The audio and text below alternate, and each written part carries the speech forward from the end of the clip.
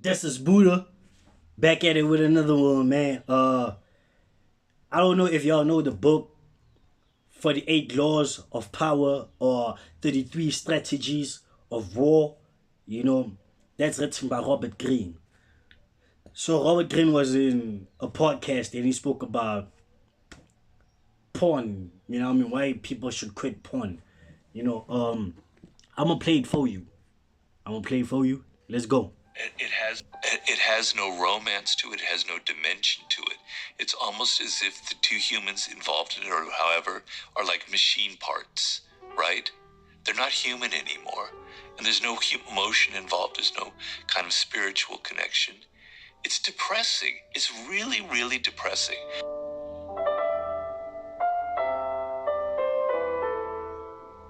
One of the sort of adjacent points here about purposelessness, about loneliness, about the struggles and plights of young men in the world that they face and young women is the conversation around pornography. If you go on many of the social media apps these days, you will be exposed to pretty explicit pornography, whether you were searching for it or not.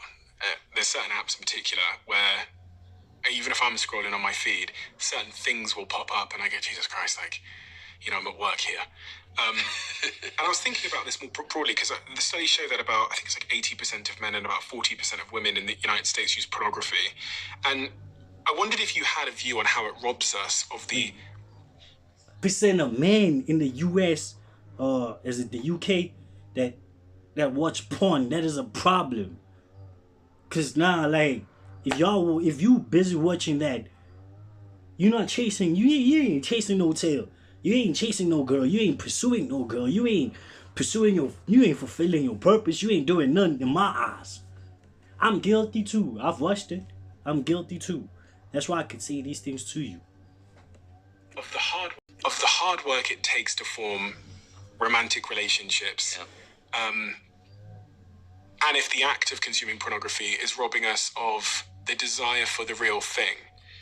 Well, it's an addiction, and you have to understand that you are being manipulated, that you are being programmed, that these people have figured out exactly the kinds of things, the kinds of images that are going to hook you, and you're being played. You're a fool. They're playing with you, just like Mark Zuckerberg and Facebook knows all the algorithms to hook you to the news feed. You're being played by the images they know how to create and keep you always wanting more. Just like fast food has all these tricks to constantly be eating their Doritos or whatever it is. Okay, but the other thing is, so I'm not going to preach and moralize about pornography from a prudish aspect of it, because I'm not a prude.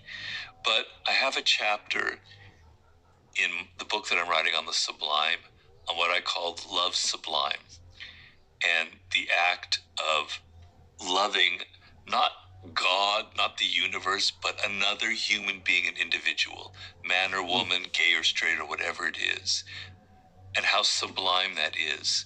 And what it is in that relationship, the boundaries between the two of you are allowed to melt, and your ego can soften, and you can feel their world and they can feel your world, and you have a connection that for a social animal is the highest form of connection. It's superior to a religious connection, I'm sorry. And what it requires is we have the expression falling in love. And it literally is falling. It's like you fall. You're open and you're vulnerable and you're letting yourself fall. And when you're not, what stops you from doing that is you don't want to be hurt. You don't want to be vulnerable, right? Because if you open yourself to someone else, you're likely to get hurt. And so the moment there's a disagreement between you, or there's a moment where a friend says something nasty about this person you're interested in, you stop falling, you cut it off, and that romantic thing ends and dies. But if you get past that and you allow yourself to open up completely and you just keep falling, this incredible thing can happen. And I describe it to you, and I describe it, the dynamics of that and examples of that, and why for a social animal it's like the ultimate experience.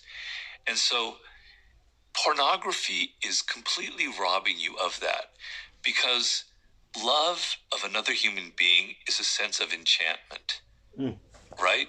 There's like this spark that's happening, this electricity, and it's obviously sex is involved, so it's a very physical relationship as well, but it goes beyond that. It also has a kind of spiritual component, right?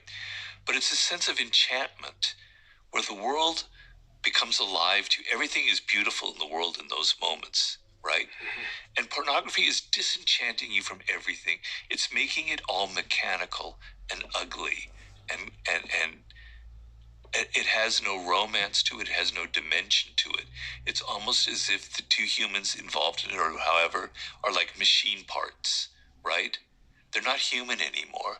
And there's no emotion involved. There's no kind of spiritual connection. It's depressing. It's really, really depressing. When I see it, I feel really sorry that I experienced this, and I feel really sorry for the people who are in that industry. I find it really, really ugly and alienating. Now, I'm not, as I said, a prude, and I could watch a great movie with a love scene in it, and it's very exciting and beautiful. But the seduction element, the element of, I saw a movie recently, a Japanese movie by the great director Ozu from the 50s, and there was a man who was married, and he was about to have an affair with this woman who was kind of seducing him. And they had this kiss. I thought, wow. I was getting, I hate to use the word turned on, but I was getting really excited. It was so full of emotion and energy, and it made the sexual element so much more powerful by the element of romance, by the element of something kind of transgressive. There was no nude bodies, there was no sex you ever get to see, but the lead up to it and the nature of the emotions involved made it, to me, deeply, deeply exciting. And if young men particularly can't have that experience, if everything is so mechanical, is so computerized, it's going to be like AI. It's going to be like AI sex, then you're losing your soul. You're losing your capacity for really falling in love, for really having that kind of dimensional experience, which, by the way, can be extremely physical, and it can only last for 3 months. I'm not saying it has to be 20 years with one woman or one man.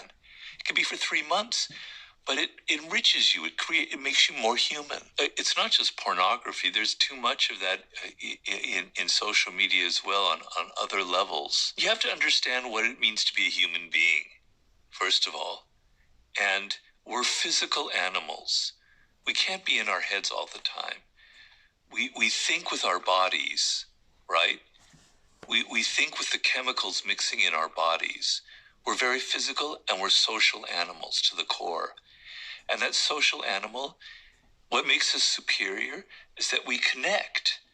I can kind of look at you, and I can maybe understand what you're feeling, what you're thinking, and we can have a discussion, and our ideas can go back and forth and connect and go to higher levels of understanding or lower levels of disagreement. But that's what it means to be a human being. You're not this fucking AI machine. You're not a bot.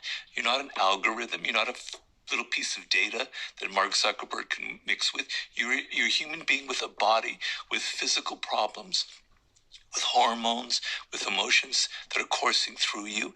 And you have to become a physical creature, which means doing things in the world, taking action, working, building a business, doing things with your hands, exercise, meeting people. Be inside of your bodies. And when you're in pornography, you're disembodied. You're not in your body. You might be wanking off, as far as I know, probably are, but you're not really inside of your body in any meaningful way. And so it's like, my hope, if there's any hope, is that, and there's seeds of it in the world now, where young people are going to start getting disgusted with this, because the human spirit is still very powerful, and it's still like, I don't want to be like this. It doesn't feel natural. It doesn't feel right. And at some point, my hope is in 20, 30 years, after I'm probably dead, There'll be a movement where people are going to be so against this that they're going to go in the opposite direction. They're going to be returning to what it means to be a human being. There'll be a rekindling of interest in our past, in the primitive past, in the pagan past, things I'm writing about in my book right now. And I see things like that sometimes, like in the New York Times, they had an article a few weeks ago about a group of young people in college who hate social media and absolutely refuse it and will not, it's like almost like a fraternity or a sorority. They will not allow anybody into their group who ever looks at their phone. And I go, yay, right on, brother. I could have, if I'm in college right now, I would join that. Not that I think everything is evil. I have my own phone, etc. But if I were young, that sense of this is a nasty world, I want to return to what it means to be a human being. I want to spark a movement, a revolution that goes back to that. I hope that that's going to happen. I hope that's in the cards. That's a powerful one. That's a powerful one. That's a powerful one. What he just said, you know, yeah. As humans, we become so detached from our humanistic nature. You know, yeah, we've been programmed to think like machines, taking the romance side out of sex. Yeah. Oh, whew. That's something to swallow. Pause on that though.